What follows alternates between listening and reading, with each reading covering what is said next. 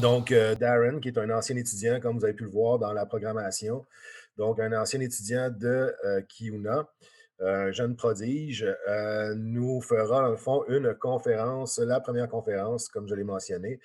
Donc, pour ceux qui n'ont pas eu le temps de lire la biographie, donc il est titulaire d'un DEC en sciences humaines à Kiuna en 2020 et il a été et il est sur le marché du travail depuis.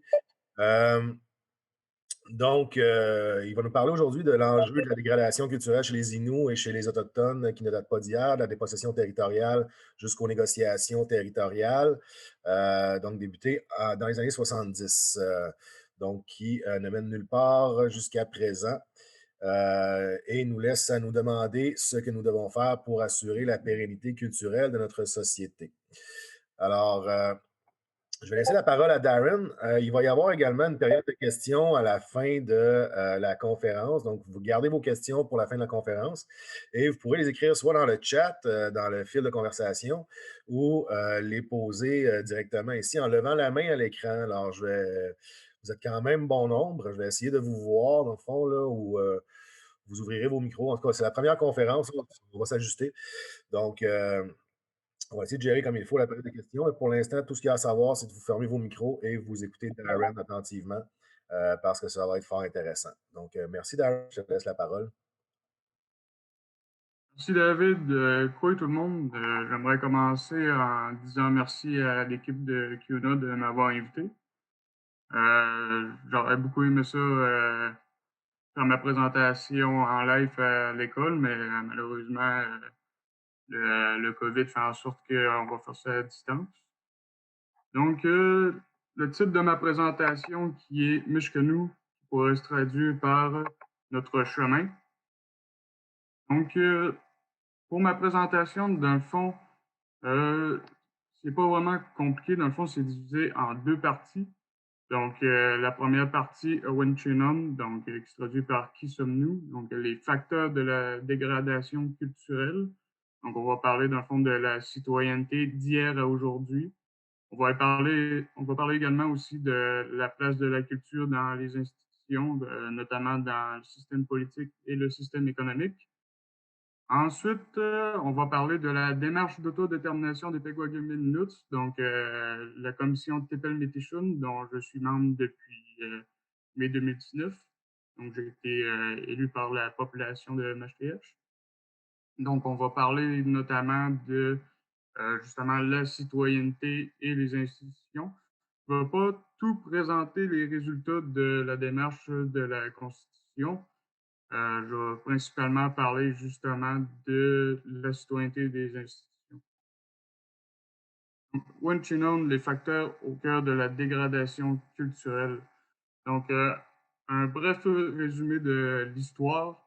Donc, 1603 à 1815, qui est la période d'alliance militaire entre autochtones et européens.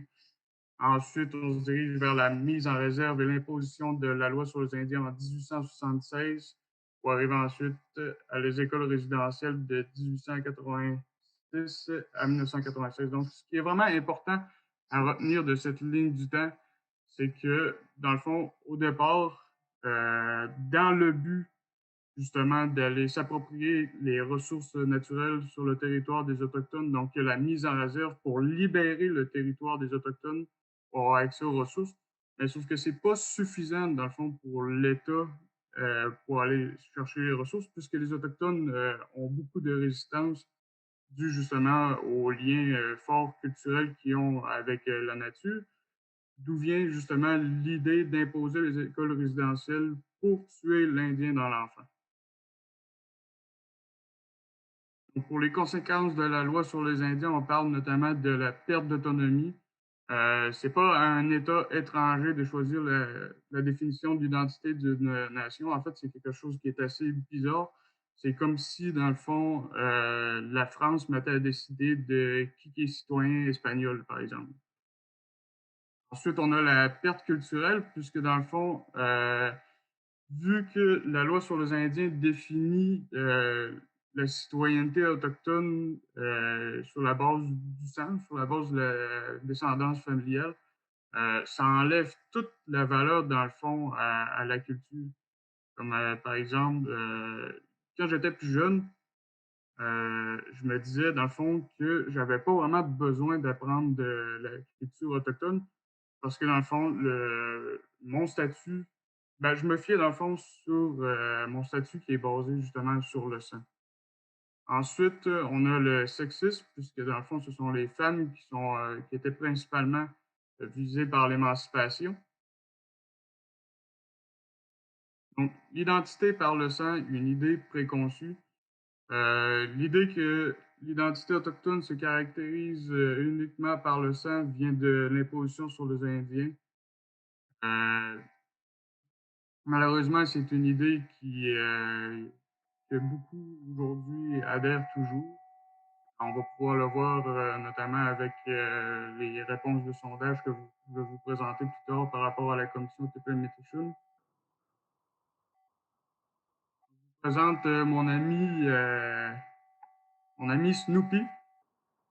Donc, Louis Côté, qui est un individu qui doutait de la fiabilité des tests d'ADN de la compagnie Viaguard.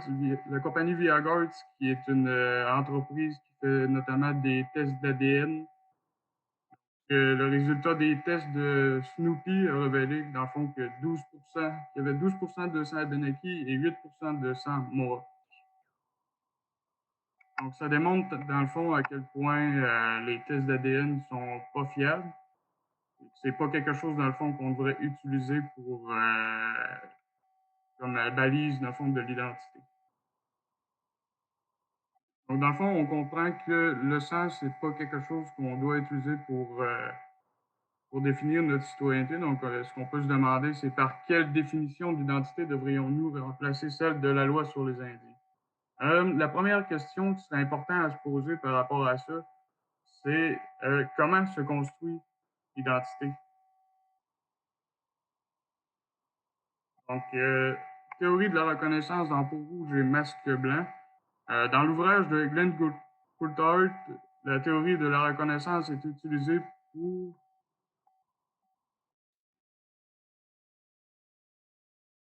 écrire que les individus forgent leur identité en fonction de leur père. Les individus dépendent de la reconnaissance de leur père et l'absence de reconnaissance ou une reconnaissance erronée de l'identité d'un individu ou encore d'un groupe peut générer des dommages sociaux à un groupe puisque déforme la conscience de soi-même. Donc, dans le fond, ce que M. Coulthard dit, c'est l'exemple le plus simple que je pourrais vous donner, c'est que je prétends faire partie d'un groupe d'amis. Sauf que si tu demandes à ce groupe d'amis-là, si ceux-ci disent que je ne fais pas partie du groupe, ben c'est aussi simple que ça, je n'en fais pas partie. Donc, quelles sont les balises traditionnelles de la reconnaissance par rapport à l'identité? Ça, dans le fond, c'est une citation qui provient d'une aînée de Mashtoyash. Donc, c'était suite à une recherche que j'avais faite dans le cadre d'un cours du collège CUNA. Donc, malheureusement, cette personne-là, dû au fait que le sujet de l'identité, c'est un sujet vraiment chaud qui est aussi notamment l'objet de conflits à MHTH, a préféré garder l'anonymat. Donc, ce qu'elle dit, c'est que nos parents, nos grands-parents étaient tout le temps en territoire, parlaient la langue, faisaient des activités traditionnelles, ils avaient leurs valeurs de partage, de respect, valeurs familiales et le respect, c'est dans tout, soi-même, les autres, on s'entraidait les uns les autres. Donc, elle parle notamment du mode de vie, la langue et les valeurs. C'est principalement les trois facteurs qui sont sortis de cette recherche par rapport à l'identité. Ensuite, les valeurs sont au cœur de l'identité puisque ce sont ceux-ci qui dictent le comportement des Inuits. Ça, bien entendu, c'était avant la colonisation. Les valeurs sont présentées dans la langue, comme par exemple avec le mot Tunishkumiten. Si, dans le fond, on traduit mot par mot Tunishkumiten, ça veut dire je te donne un outil. Donc, ça démontre à quel point les valeurs sont exprimées dans la langue.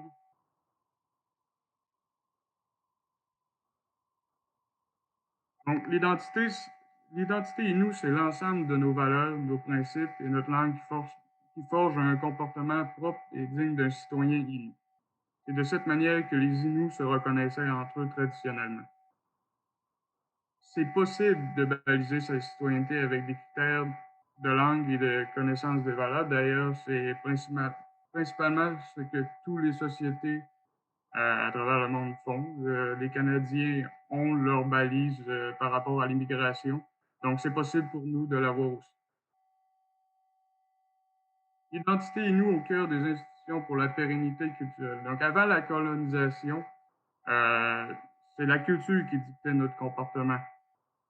Maintenant, c'est les institutions construites à partir de valeurs étrangères et imposées via la loi sur les Indiens pour civiliser ou assimiler les Autochtones.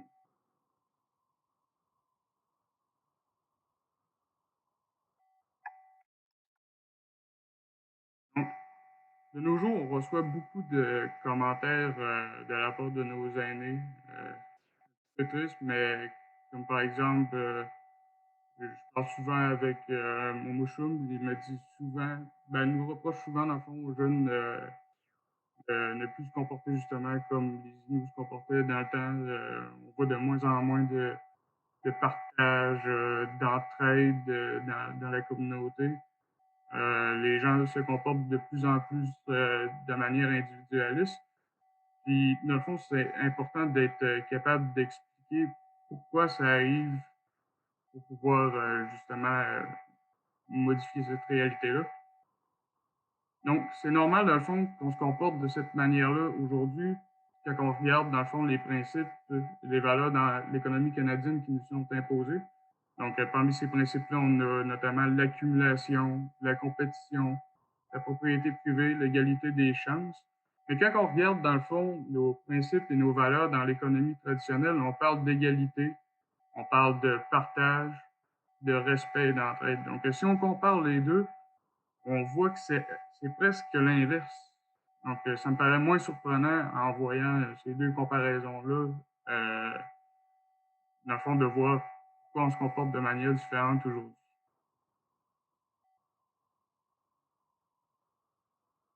Donc, on a vu un petit peu ce que c'était, dans le fond, les principes dans l'économie moderne. Maintenant, ce serait intéressant de s'attarder à l'économie et la politique traditionnelle des Inuits. Donc, la première citation, qui est une citation du Conseil Atikamekw Montagnier en 1979. Nos principes de droit se fondent d'abord sur les besoins de la collectivité et ont pour but d'assurer à tous un accès égal à la terre et à ses ressources. De là, le souci de préserver et d'assurer le renouvellement constant de ces ressources au profit de nos frères et pour le mieux-être des générations futures. La prochaine citation, qui est une citation de Nicolas Hood, qui a notamment fait de la recherche sur la politique traditionnelle des Atikamekw. Donc, chaque famille étendue dépendait d'un territoire familial pour sa subsistance. Euh, un instant, je vais pas trouver là. Ouais, Darren, excuse-moi de t'interrompre, as-tu un casque d'écoute ou quelque chose du genre? Parce que quand tu parles, le micro, quand il s'active, on entend la fan de ton ordi. Non, malheureusement, j'ai pas de micro. Donc, j'aurai pas le choix de continuer comme ça. On va vivre avec. Ouais. Je vais commencer à partir de la citation. Donc, chaque famille étendue dépendait d'un territoire familial pour sa subsistance. Les familles pouvaient se rencontrer à des sites de rassemblement estivaux pour, entre autres, discuter de l'utilisation à venir des ressources du territoire et ensuite retraiter vers leurs territoires familiaux pour la chasse et le piégeage.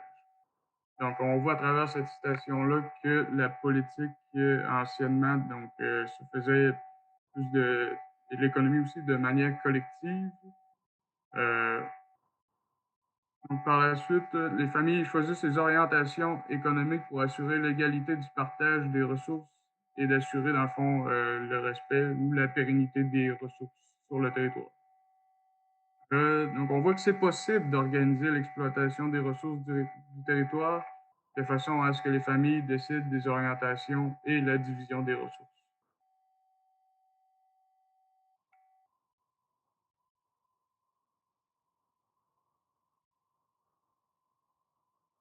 Donc, pour conclure cette première partie, pour assurer la pérennité culturelle, il faut prendre possession des trois composantes suivantes de notre société pour assurer la pérennité, donc la citoyenneté, l'économie et la politique.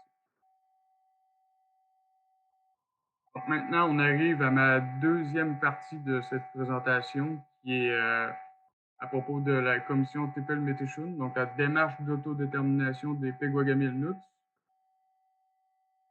Donc, les différentes phases de consultation se divisent en 4. On a la phase 1 qui était de septembre à décembre 2019. Donc, les thèmes étaient préambule, principes, valeurs et droits fondamentaux. La phase 2 de janvier à avril 2020, les thèmes étaient institutions et pouvoir. La phase 3 de mai à septembre 2020, les thèmes seront organisation territoriale, participation citoyenne, partenariat et relations, procédure d'amendement et mesures transitoires. Par la suite, on a la phase 4 d'octobre à décembre. Donc, consultation sur le texte d'un projet de constitution des Peguagami-Inuits. Donc, c'est la phase 4 qui est la fin, dans le fond, du rôle des commissaires. C'est vraiment là dans le fond, le CDAG va consulter la population et passer en référendum la constitution. Donc, les consultations qui se divisaient principalement en deux. Donc, on avait les rencontres de groupe qui se faisaient en personne avant le COVID avec des questions bien précises que je vais vous présenter. Ensuite, on avait les sondages que la population pouvait répondre en ligne. Donc, pour appartenance et citoyenneté, les questions formulées étaient: qu'est-ce qui définit un Peguagami Inuit aujourd'hui? 2. En quoi les règles d'appartenance ou de citoyenneté de notre Première Nation deviendraient-elles se distinguer de celles de la loi sur les Indiens?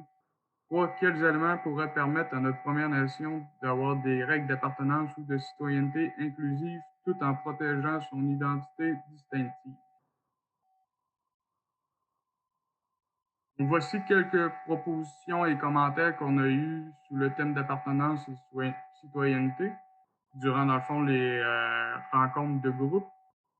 L'ensemble du Nitassinan constitue la base, le territoire où vit la nation, incluant Mashtoyash, qui se veut un lieu de rassemblement. La loi sur les Indiens est encore omniprésente. Ces articles demeurent pour certains une contrainte, un obstacle. Être un Peguagami Inuit, c'est tirer son origine de plusieurs nations. On ne peut être Peguagami Inuit seulement parce qu'on a des droits et pour certains des privilèges. De l'intérieur, on dit que le Peguagami Inuit doit être engagé, impliqué. De l'extérieur, on demande à voir, à comprendre, à s'imprégner. Je tiens à préciser, dans le fond, que nous, à MHTH, on a beaucoup de membres à l'extérieur de la communauté, puis c'est de ça qu'on parle, dans le fond, quand on dit extérieur-intérieur. L'authenticité de la culture supporte l'identité de la nation. Il faut se questionner sur une façon de redonner à sa communauté en tant que membre, nouveau ou ancien.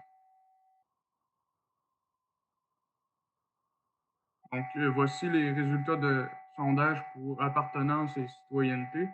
Donc, un code d'appartenance ou de citoyenneté des Peguagami Inuits devrait davantage être fondé sur le lieu de résidence, descendance familiale.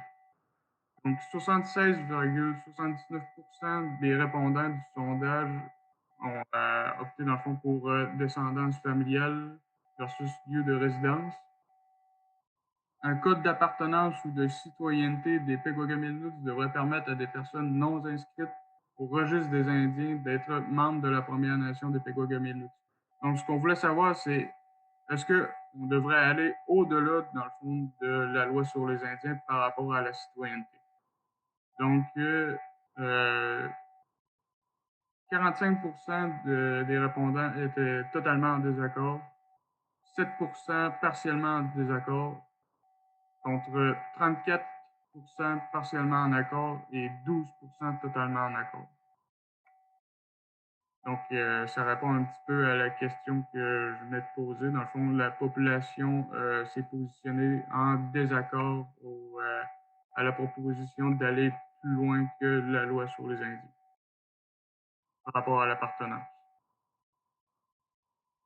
Par la suite, un code d'appartenance ou de citoyenneté Pequawagamis-Inuits devrait prévoir que des personnes puissent perdre leur statut de membre de la Première Nation. Donc, on avait une majorité en désaccord avec 36% pour totalement en désaccord, 11% pour partiellement en accord, en désaccord, je veux dire, 32% partiellement en accord et totalement en accord, 13%.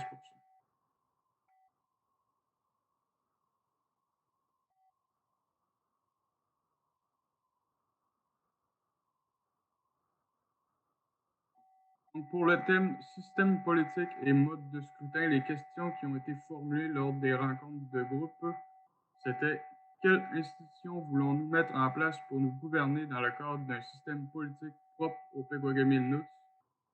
Comment ces institutions doivent-elles être formées?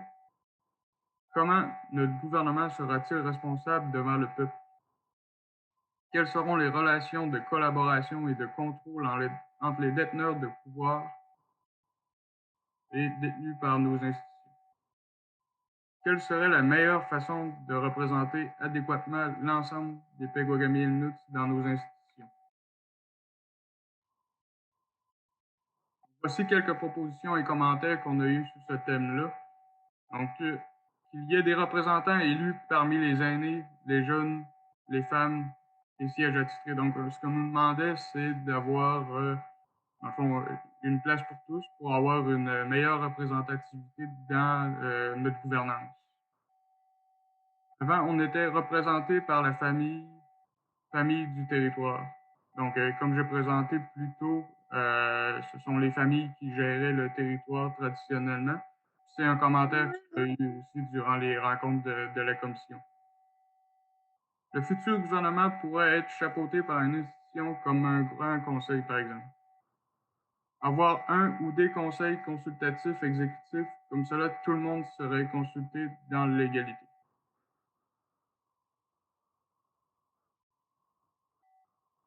La parité dans les conseils consultatifs entre les hommes et les femmes, donc encore un commentaire d'une place pour tous dans le conseil. Conseil représenté autant par les membres résidents que les membres non résidents. On échange sur un modèle de gouvernement de forme circulaire et qui ressemble à notre réalité. Ce modèle doit représenter toutes les classes de notre société, les aînés, les hommes, les femmes, les jeunes. Certains domaines de gestion sont très importants, tels le territoire. On vit présentement des situations jugées incompatibles avec notre lien au territoire. La réalité de l'exploitation des ressources, les coupables blancs, toutes ces actions ont des impacts sur notre société. Le Nitassinan doit devenir une priorité car elle est déjà bien identifiée par la population. Pour la suite, pour le thème, dans le fond, politique, avec le sondage, donc la structure politique actuelle du Conseil, un chef et 6 conseillers devraient-elles être modifiées? Donc, totalement en accord, on a 27%. Partiellement en accord, on a 39% pour une majorité, dans le fond, en accord pour modifier le système politique actuel. Ensuite, on a totalement en désaccord 6%. 25% qui étaient partiellement en désaccord. En assumant les frais qui sont associés, notre Première Nation devrait instaurer un poste de protecteur du citoyen pour traiter les plaintes. Donc 56% sont totalement en accord, 36% partiellement en accord, 6% totalement en désaccord et 0 partiellement en désaccord. Donc, pour continuer avec les questions de sondage, un mécanisme pour destituer un élu devrait exister pour certaines circonstances.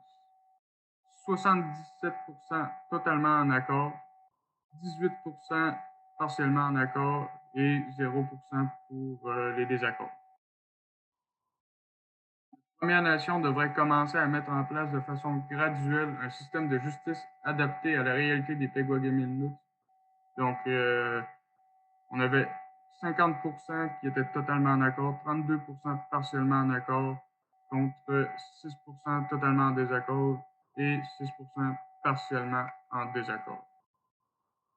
Donc, pour l'économie, malheureusement, dû à une décision de la commission, l'économie s'est retrouvée uniquement, dans le fond, dans les questions de sondage. On n'en a pas eu dans les questions pour les rencontres de groupe.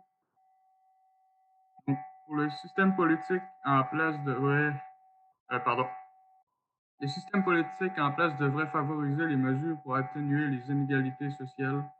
Donc, majorité en accord avec 65%, euh, partiellement en accord 27%, totalement en désaccord 5%, partiellement en désaccord 1%. Là, pour la prochaine question de sondage, notre gouvernement ne devrait pas pouvoir adopter des mesures qui ont pour effet d'élargir l'écart entre riches et pauvres. Totalement en accord, 47%, 34% partiellement en accord et 9% totalement en désaccord et 4% partiellement en désaccord. Sondage pour l'économie. Considérant le caractère collectif des terres de la Première Nation, le gouvernement devrait avoir le pouvoir d'encadrer les transactions immobilières de manière à diminuer l'enrichissement individuel et à favoriser l'accès à la propriété pour tous ses membres. Donc, 45% totalement en accord, 29% partiellement en accord, 8% totalement en désaccord et 13% partiellement en désaccord. Donc, c'est terminé. Je vous remercie de m'avoir écouté. J'espère que vous avez trouvé ça intéressant. Je pense qu'on va pouvoir passer à la période des questions. Alors, merci beaucoup, Darren. Alors, j'ai vu une main levée. Ça a passé vite, par contre, là. J'ai pas eu le temps de voir le nom. J'ai vu que quelqu'un avait une main levée, mais j'ai pas eu le temps de voir le nom. Alors, vous pouvez parler, la personne qui désirait, qui avait la main levée, là. Je vous Parfait, laisse la parole. merci. Oui, c'est moi. Je pense, oui, Daphné Sarah Fairfax, c'est ça mon nom. Merci beaucoup pour cette présentation, c'était vraiment intéressant. J'avais une question par rapport au sondage, donc sur la citoyenneté, qu'est-ce qui devrait être, comment est-ce qu'on pourrait faire dans le fond pour déterminer un petit peu la citoyenneté. Il y avait une question en particulier où ça m'a interpellé les résultats du sondage. C'était est-ce que pour déterminer la citoyenneté dans le fond des Peguagamilenut, j'espère que je le dis bien, je suis pas autochtone, donc j'espère que je le prononce bien. Est-ce qu'on devrait passer, est-ce que ça devrait aller au-delà de la loi sur les Indiens? Puis je pense que la majorité était en désaccord, mais il y avait quand même 30%, je pense, qui étaient partiellement en accord. Et je me demandais si vous aviez des indications de c'était quoi ce partiellement en accord? Est-ce que c'est parce qu'il y en a certains qui considèrent que mettons, s'il y a un mariage avec une personne allochtone ou si une famille est fondée avec une personne allochtone, alors cette personne pourrait être citoyenne ou bien qu'est-ce qui fait qu'il y avait quand même un 30% qui était partiellement en accord à ce que ça dépasse la loi sur les Indiens? Je sais pas si c'est clair ma question. Oui, c'est une très bonne question, mais dans le fond, c'est un petit peu comme tu disais, c'est probablement dans le fond que certaines personnes, dans le fond, pensaient qu'il y avait justement, qu'il devrait avoir certaines exceptions dans le fond. D'accord. Puis donc, on n'était pas au courant dans le fond de c'était quoi qui considérait comme étant les exceptions éventuellement dans ce partiellement en accord. C'est ça, vous aviez pas cette information. Ouais, dans le fond, c'est ça, c'est que c'était une question qui était assez mitigée, dans le fond. Puis c'est une question, dans le fond, qu'on va devoir revenir dans la prochaine phase pour avoir des précisions sur cette question-là. D'accord, parfait, merci beaucoup. Merci encore pour la présentation. De rien. Alors, merci pour la question. Alors, vous pouvez lever la main, vous pouvez écrire dans le chat ou dans le fil d'actualité, dans le fond. Si jamais vous avez, dans le clavardage, si jamais vous avez des questions également, des commentaires par rapport à la conférence de Darren, nous avons eu quelques commentaires, notamment de la part de Miguel. Coucou, Tchatché. Alors, voilà. Également, je dois mentionner que on vous invite à remplir un sondage. Donc, vous pouvez aller cliquer dans le bas de l'écran sur sondage ou pour les anglophones, pause et remplir le petit sondage, dans le fond, sur la conférence. Euh, donc, voilà. Mon sondage a popé. Oui, donc Daphné, Sarah, vous pouvez reprendre la parole. Je vous avais levé la main, vous pouvez reprendre la parole, je vous la donne. Oui, merci beaucoup. J'avais une deuxième question du coup qui me venait. J'étais intriguée quand même de pas qu'il y ait pas de questions sur le système d'éducation parce que ça me semblait aussi contribuer éventuellement donc à ce que la culture soit véhiculée. Ça me semblait aussi faire partie de ce qui devrait être considéré dans la citoyenneté, mais c'était pas abordé. Je me demande est-ce que c'était parce que c'était inclus dans la sphère politique ou bien parce que ce serait vraiment quelque chose que vous considérez à part dans le fond? C'est encore une bonne question, une question quand même complexe. En fait, je pense que si on regarde dans le fond les autres constitutions à travers le monde, on y fait pas nécessairement mention de l'éducation, donc c'est quelque chose qu'on considère comme à part. D'accord, parfait, merci beaucoup.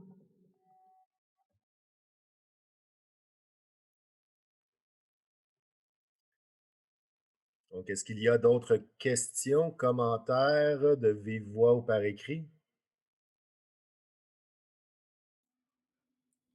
Salut!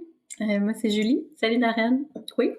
Je suis contente de ta présentation. Tu as fait un bon travail. Puis je trouve que ta présentation, elle souligne bien, dans le fond, la différence qu'il y a entre le statut et la citoyenneté. Là.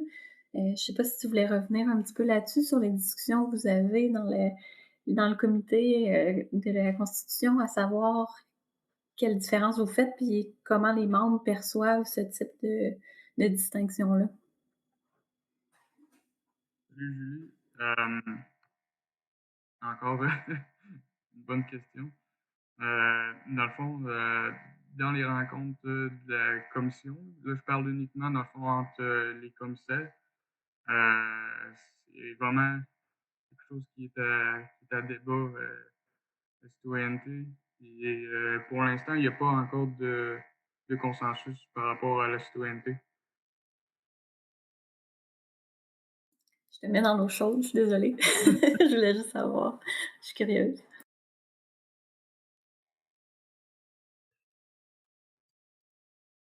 Est-ce qu'on a quelqu'un d'autre qui désire lever la main, parler, écrire, des questionnements, des incertitudes, des angoisses?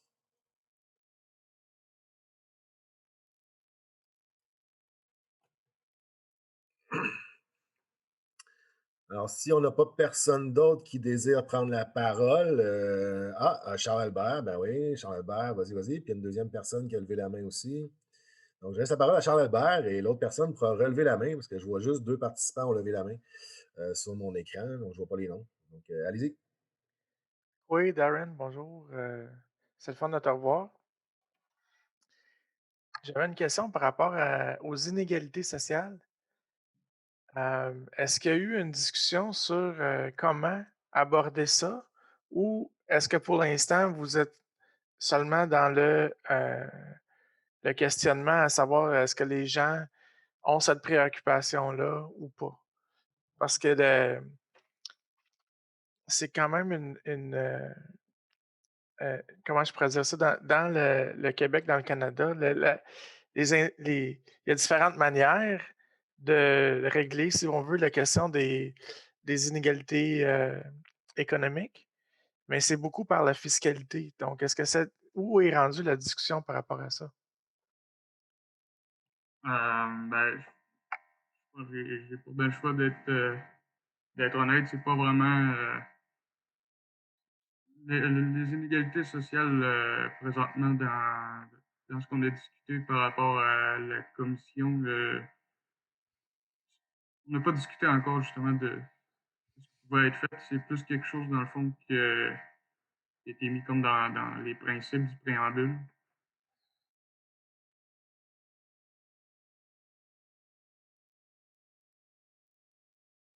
C'est bon, merci.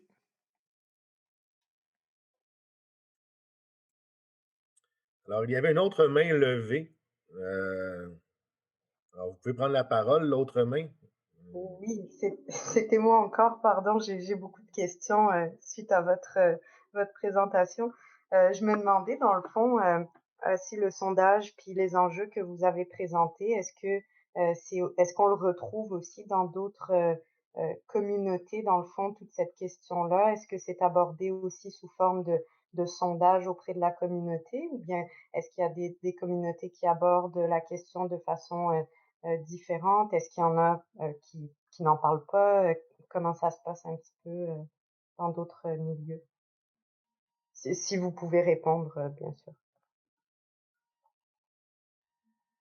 Euh, Dans le fond, c'est sûr que c'est pas vraiment la même chose qui se passe dans les autres communautés, vu qu'on présentement au Québec, on est la seule, dans le fond, qui a entamé cette démarche d'autodétermination-là.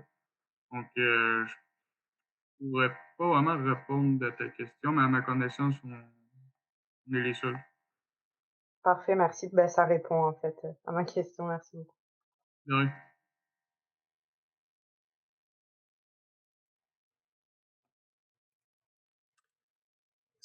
Avons-nous d'autres questions? Euh, Il y a M. J. Lonia Mathias qui m'a fait un message en privé qui voulait apporter une petite précision. Et oui, je vais me permettre, je voulais pas. Moi, je suis commissaire avec Darren sur la commission Tepeleme-Tichun, puis je voulais apporter peut-être une petite précision par rapport au sondage. La façon que les sondages ont été élaborés, puis la façon qu'ils sont faits auprès de la population, là, c'est malheureusement, ce n'est pas une majorité de la population qui les remplisse. Donc, on ne peut pas garantir à 100 que les résultats des sondages sont représentatifs de l'ensemble des membres. Évidemment, ce qu'on souhaite, c'est qu'il y ait le plus grand nombre de personnes qui participent là, pour avoir le plus de output possible. Mais ce n'est pas le cas. Là. Je pense qu'il y a à peu près une 150 personnes sur une totalité d'à peu près peut-être 7000 membres là, qui participent au sondage. Et les sondages, c'est vraiment pour nous aider, nous, les commissaires, dans la rédaction. Donc, c'est pour nous donner des pistes vers quoi s'enligner. Mais au final, là, ça revient au commissaire de trancher sur ces questions-là. Donc, je vais vous donner un exemple grossier. Là. Si, admettons, dans un sondage, on pose la question, est-ce que le conseil devrait être seulement formé d'hommes?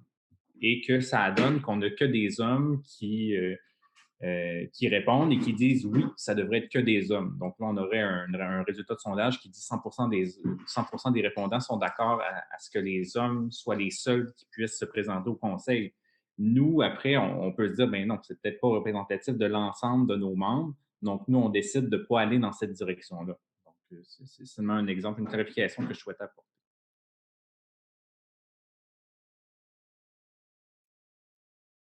Merci.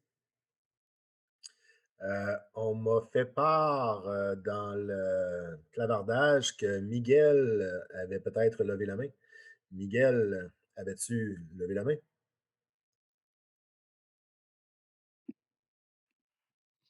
Oui. Je ne sais pas si vous m'entendez. Oui. Je ne sais pas si vous me voyez aussi. Ben oui. Miguel. Oui, quoi, Darren? Oui, quoi. Je te félicite pour ta présentation. Puis, je suis content de te voir aussi. Puis, je vois que tu as appris pas mal d'affaires sur qu'est-ce qu'une constitution. On sait que ça régit la base de toute la société. Quand on regarde au Canada, il y a la constitution, il y a deux constitutions, la loi du 167 et du 1982. Puis, la question que je voulais vous poser, c'est, on sait qu'il y a eu d'autres nations qui ont élaboré une constitution. Notamment, il y en a beaucoup à l'ouest, dans la province de Colombie-Britannique. Et je voulais savoir si vous avez consulté ou, je ne sais pas si vous vous êtes référé à d'autres constitutions pour élaborer la vôtre. Là. Mais, ouais, c'est ça ma question. Oui, dans le fond, merci Miguel. Pour répondre à ta question, oui, dans le fond, quand que je disais qu'on était les seuls à entamer une démarche comme celle-là, dans le fond, ce que je voulais dire, c'est que c'est hors des négociations avec le gouvernement. Donc, il y a d'autres communautés dans l'Ouest, comme tu as dit, qui ont entamé des démarches de constitution, mais c'était en négociation avec le gouvernement. Donc, nous, c'est différent vu que c'est une démarche autonome qui vient de nous-mêmes. Et oui, dans le fond, on a un petit peu regardé ce que les Autochtones dans l'Ouest avaient fait. On a même invité un conférencier justement d'une de ces communautés-là pour nous présenter, dans le fond, les démarches constitutionnelles qu'il y avait eu.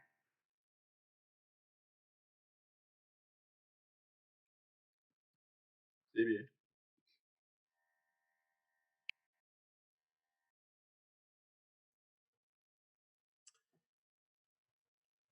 Alors, on Peut-être poursuit un avec petit commentaire. Nous autres aussi, on avait entamé en 2001. Je sais que le Conseil de la Nation atikamekw avait créé un comité consultatif, un comité constitutionnel, dans le fond, pour annexer au cas si on aurait un traité. Là. Puis, nous autres, dans le fond, je ne peux pas tout détailler, mais je sais qu'il y en avait comme un genre de des champs de compétences au niveau des conseils, puis au niveau du Conseil de la Nation atikamekw. Si on avait élaboré les pouvoirs du grand chef et les pouvoirs des conseillers et des chefs. Là. Puis, quoi je voulais dire aussi? Quoi, je voulais dire ça, là.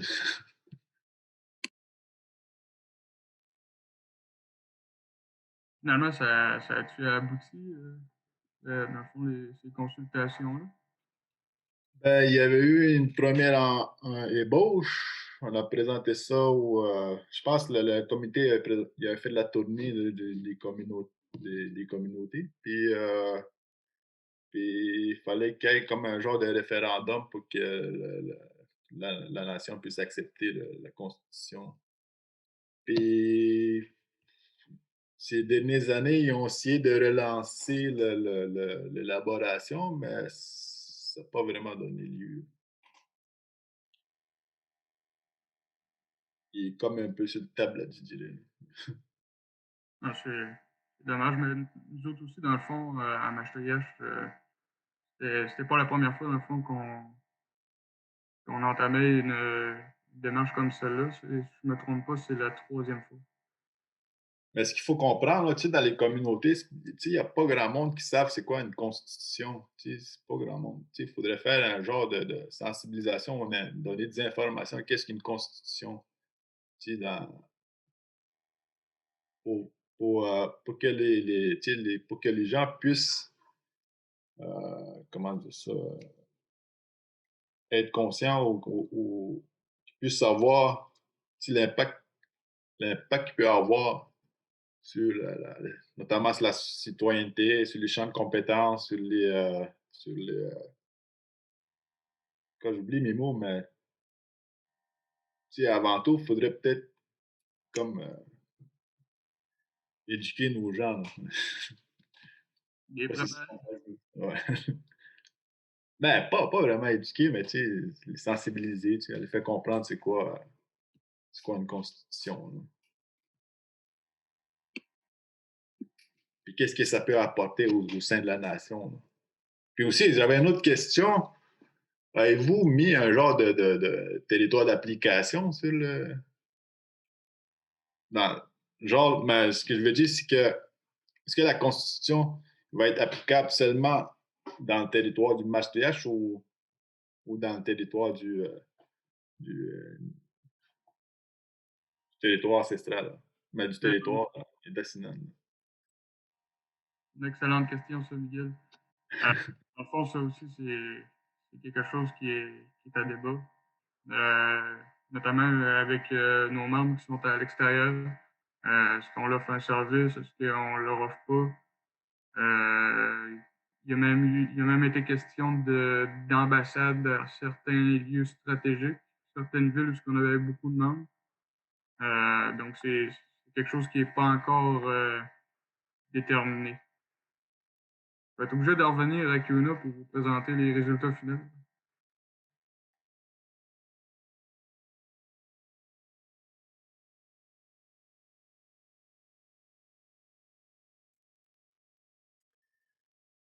Donc, on poursuit avec la période de questions, commentaires.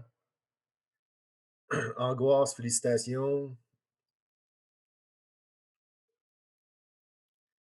Alors, s'il n'y a pas d'autres mains levées, pas d'autres commentaires ou questions, je vais te féliciter, Darren Roboto-Germain, pour ta présentation. Et c'était fort pertinent. Je te remercie beaucoup.